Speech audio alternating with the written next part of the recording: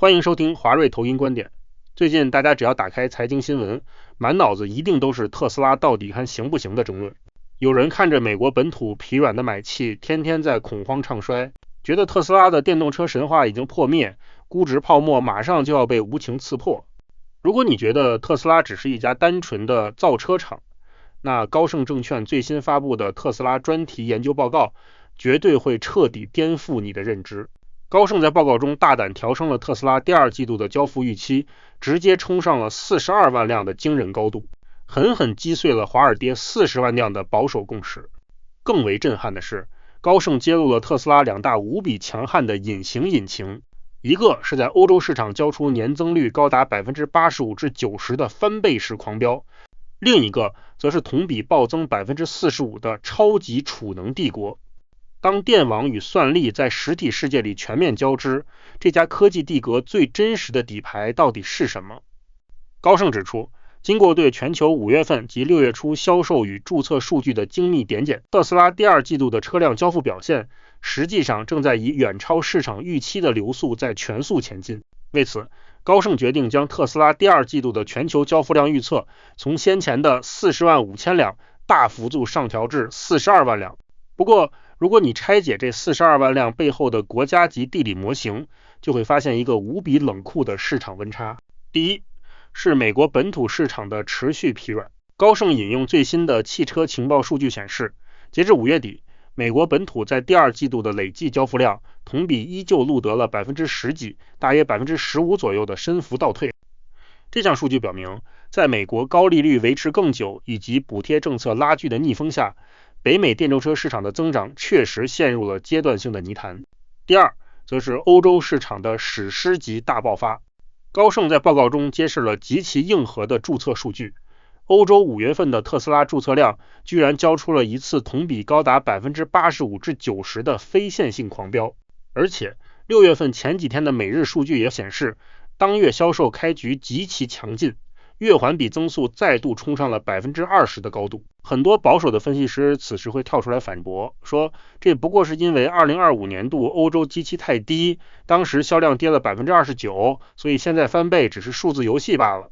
这项反驳完全忽略了特斯拉在欧洲的市场渗透力与品牌弹性。在高盛的消费者意愿调查中，特斯拉在欧洲的品牌净支持度与购买意向在二季度出现了极其显著的 V 型反弹。当一项资产在低基期完成物理性的筑底，并伴随着燃油车退潮而爆发出 85% 至 90% 的年增率，这就成了其下半年利润回弹最坚实的防御盾牌。加上中国市场在乘联会数据中录得了高个位数的稳健年增率，特斯拉用亚洲和欧洲的双重火风完美平准了美国本土的失血重力。这正是高盛敢于将目标价维持在 375.00 美元并上调交付量的底气所在。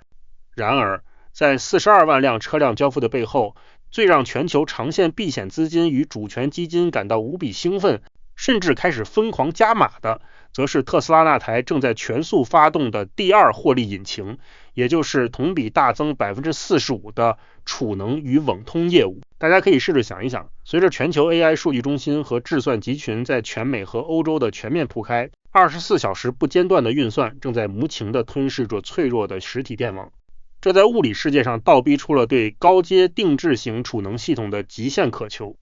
而特斯拉的 Megapack 与 Powerwall 在这一场由 AI 算力倒逼出来的电网硬体重构中，恰恰扮演了最难以替代的智慧供电心脏。高盛报告指出，特斯拉的储能与能源生产板块在2026年度的整体营收和出货量中，预计将会交出同比高达 45% 的暴力大增长。这项高达 45% 的暴增，在财务上带来了史诗级的估值重组红利。它不仅在很大程度上平准了电动车业务因美国市场降价而产生的毛利率波动，更让特斯拉成功将自己从一家单纯的周期性造车厂重置为具备强大定价权与高能见度经常性收益的全球电网基础设施巨头。这也是为什么全球聪明钱在面临美债殖利率高位拉锯的环境下，依然选择重仓特斯拉的底层财务逻辑。当然，大数据全球策略模型虽然给出了方向，高盛也在报告中指出了2个核心的下行风险点。第一个关键风险在于美国本土市场的去港式失速深度化。高盛指出，如果美国基准利率在下半年维持在 5.5% 的高位太久，导致车贷利率居高不下，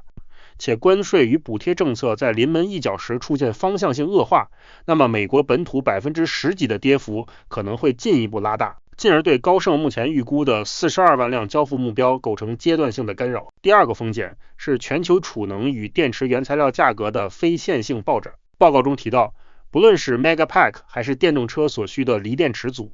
其目前的产能释放依然受到特定的副铜板、高阶材料与电池供应链的制约。如果下半年地缘政治再次紧张，导致上游原材料成本突破警戒线，这种成本的上升将会对特斯拉在下半年的利润率与股份回控能力构成潜在的威胁。华瑞认为，高盛为我们梳理了关键财报季前夕最真实的实体经济底牌。这是一场由欧洲市场销量翻倍对冲美国疲软， AI 数据中心倒逼储能业务迎来 45% 爆发，以及估值框架从造车向全球电网重构过渡所主导的结构性重塑。华瑞认为，对于投资者而言，要看懂这家科技巨头的估值重构，我们不需要去跟风大盘名义指数的每日起伏，而是要将观测重心死死锁定在特斯拉这台储能与造车双引擎最真实的微观表现上。在即将到来的数据宣判期，我们需要密切检视 Megapack 在全球电网重构中的实质装机吉瓦时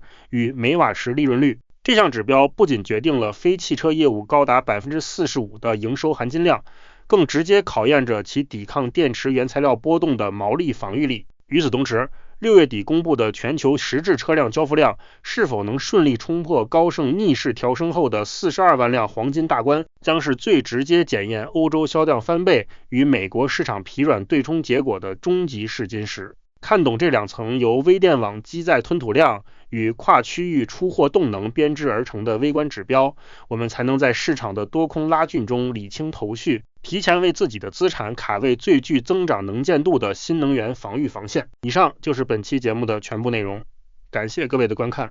希望今天的内容对您有启发。如果您喜欢我们的内容，欢迎追踪华瑞。若您对加入华瑞有兴趣，或是想要与我们进一步联系，欢迎随时与我们联络。